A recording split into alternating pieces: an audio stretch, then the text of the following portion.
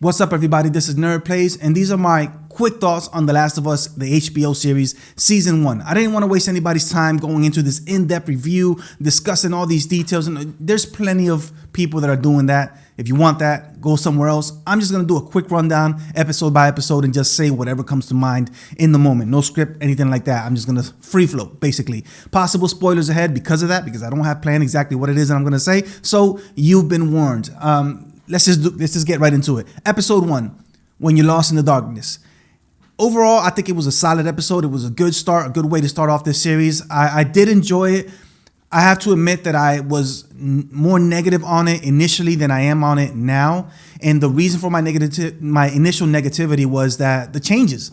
Right, there were small changes here and there, and I'm a fan of the game. I know it inside and out, beginning to end. And whenever I saw something that was different, I was like, man, this shouldn't be like this. This is not the way it was in the game. You're missing this cue here, etc., etc. But ultimately, I realized that's more of a me thing. It's not a problem with the episode per se.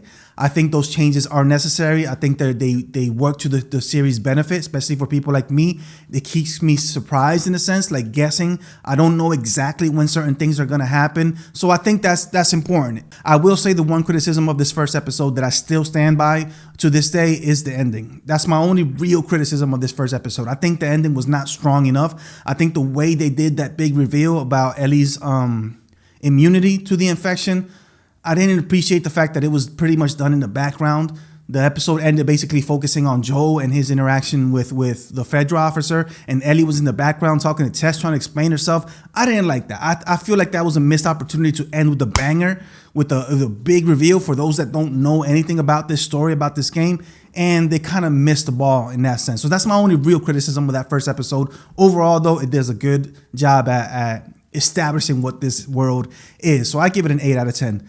Episode 2, The Infected, or Infected is called, I think is a significant step up from the first episode. It was incredibly well done. You can tell it was new. It was directed by Neil Druckmann. You can tell that it's directed by somebody that knows this video game. It has so many small details, parallels to the game, like the crafting and the resource management and all that. The clickers were incredible. That whole scene was incredible. But overall, I really did enjoy this episode. I think it's a solid 10 out of 10. Plus, this was the episode where we got our first real interaction between Joel and Ellie. I absolutely love the way it was awkward, the awkward silences. They don't really get along. I really enjoyed that first interaction. So episode 2, 10 out of 10.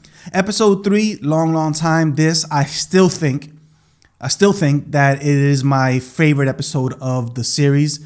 There's a close runner-up, and I can't really decide between the two. But for now, this was my favorite episode up to this point. Episode 3, Long Time. I absolutely loved what they did with Bill and Frank, especially the Bill character.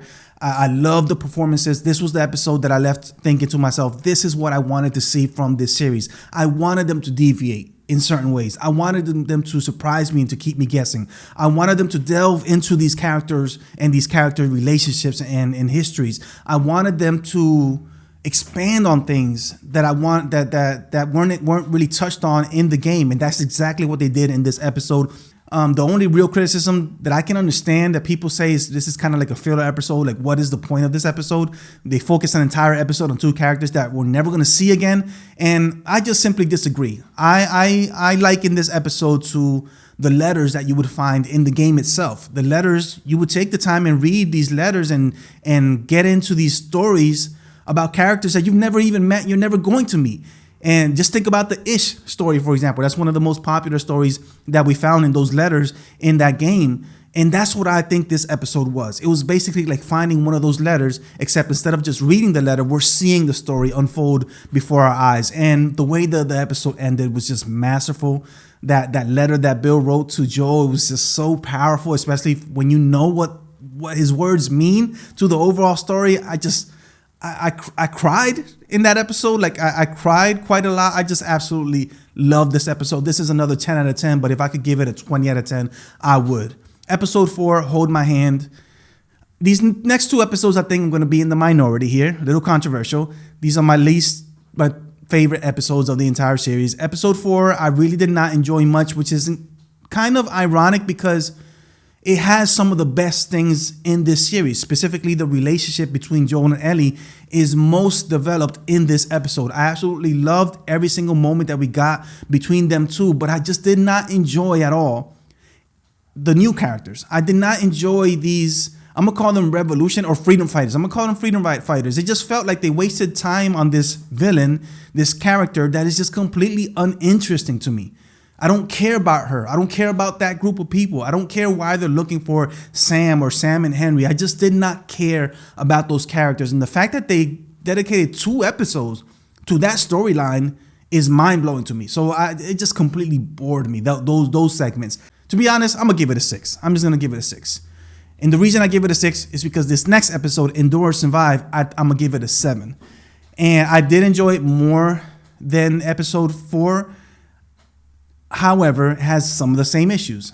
I did not enjoy any of the aspects of those freedom fighters. I did not enjoy anything about that person, that character, that villain, her motivations, her history. I don't care.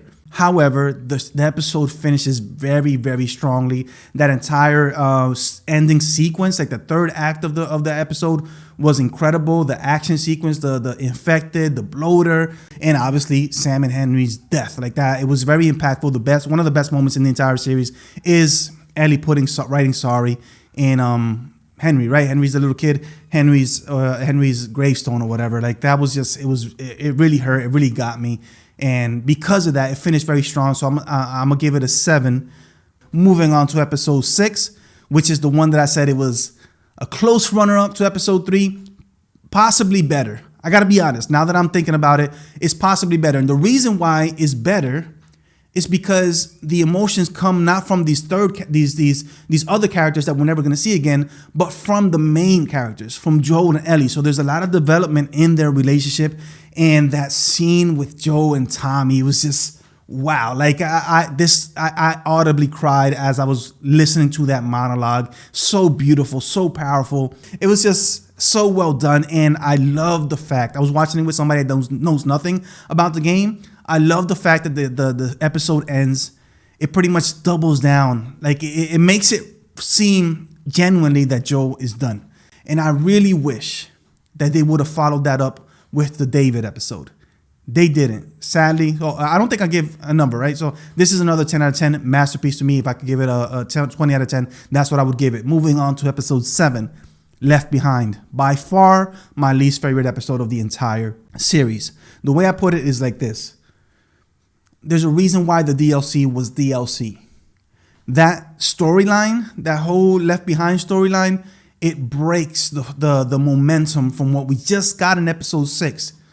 They missed a big opportunity. I remember playing the game, and even though it only lasted for like a couple of minutes, there were a few minutes when you're playing as Ellie where you're actually asking yourself, wait, is Joe actually dead? I wish they would have done that. I wish they would have dedicated an entire episode to Ellie on her own and have her interaction with David and those people.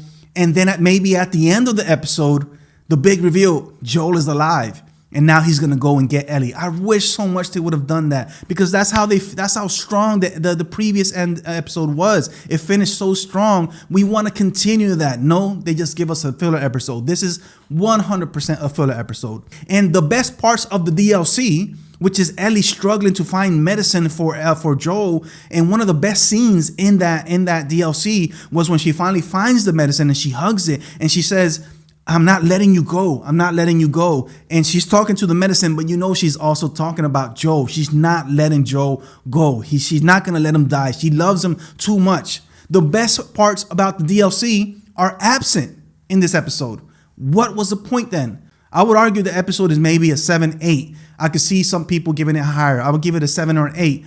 However, how I feel about it, I'm going to give that episode, you know what, just not to be too critical, I'm going to give it a 4. I'm going to give it a 4. I honestly feel like giving it lower, but because it's not a bad episode, I'm not going to. But I really, really disliked it. Episode 8. Now I'm kind of sour. I have this sour taste in my mind. We only have 2 episodes left. And when you think about it, we've only gotten 1 solid episode where we see Joel and Ellie develop their relationship. We could argue that there's two of them, episode 6 and episode, what was the other one that I said earlier? Episode 4, right? Episode 4 and episode 6. You could argue there are 2 episodes. There's only 9 episodes in this season. So you're telling me that, and we know that this next episode is going to be with David, so we're not going to get to see Joel and Ellie. And we know that what's going to happen in the finale.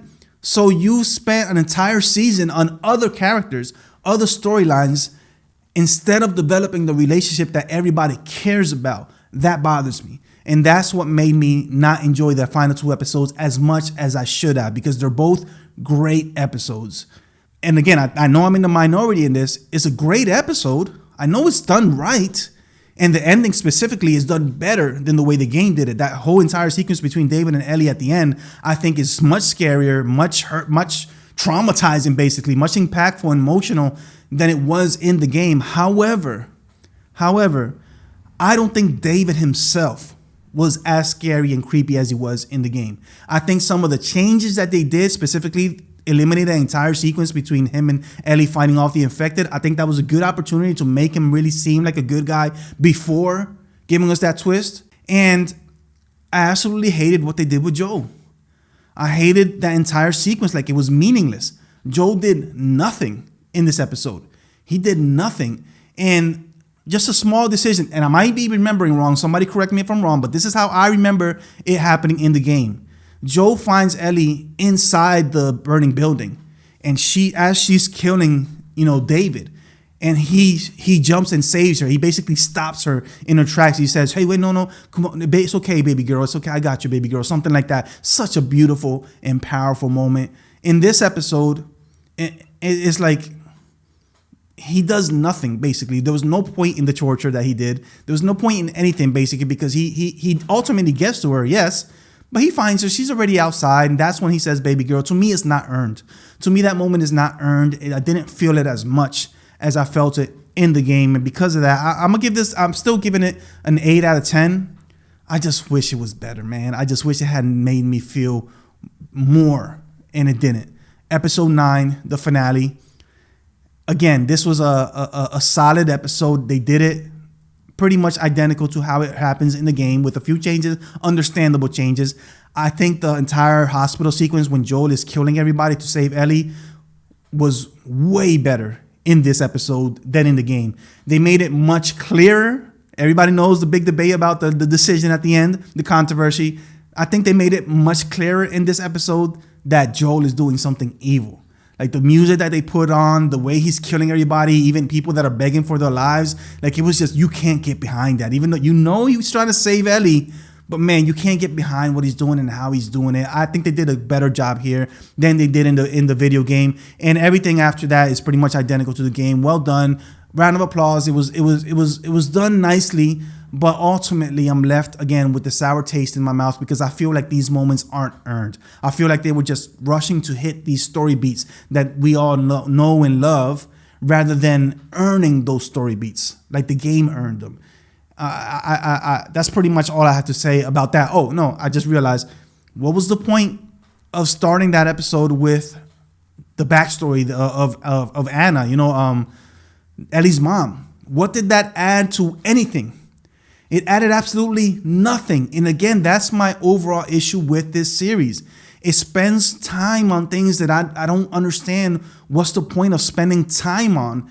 They don't really add anything. You could argue, yeah, but this world building is, yeah, it is. It's lore, it's world building, etc.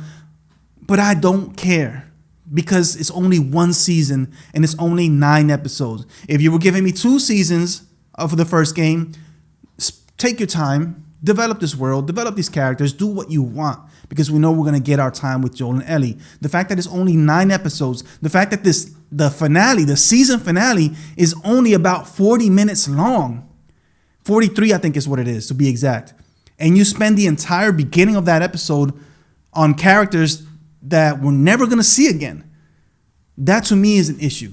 Ultimately, I'm left with that problem, the problem that I wanted to see more of Joel and Ellie, and we only got essentially 2 episodes of Joel and Ellie with a few interactions throughout the series as a whole. So that last episode, I'm still giving it a 9 out of 10 because it was done really, really, really well. Like it was done great. However, overall, these are my overall thoughts on season 1 of the HBO The Last of Us series. To me, it's an 8 out of 10. And an 8 out of 10 is great, but this series should have been a masterpiece. This season should have been a masterpiece. And because of that, even though I'm giving it an 8, I feel like it's less. In my heart, I enjoyed it as less than an 8. But objectively, as objective as I can be, I recognize that it's at least an 8 because of how well done everything was done. I think that at the end of the day, it was a safe adaptation, which is what everybody was asking for, right? Don't risk too much. Don't change too much. They just wanted something to be good enough. And I think this series did that. It's good enough. I wish it wasn't just good enough, though. I wish it was better. I wish it was better than what it is. Again, I think it's important to reiterate that point. I think it's a safe adaptation, and I wish it wasn't safe. I wish they had taken more risks, or at the very least, taking more time. Just take more time to develop this story, man. It deserves more than this. They've already said they're gonna take more seasons for the part 2 story. Why not do the same for the season 1? Just give us time. Give us time with these characters and allow Ellie to get older as well. But anyway, I'm gonna start rambling. So these are my overall thoughts about The Last of Us, the HBO series season 1. Let me know what you guys think in the comments down below. If you're watching me on YouTube, remember to like, subscribe, and all that. If you're watching me on TikTok, hopefully this video is not too long to put on TikTok. If you are watching me on TikTok, then follow me and like it and all that stuff. So thanks for watching. Till next time.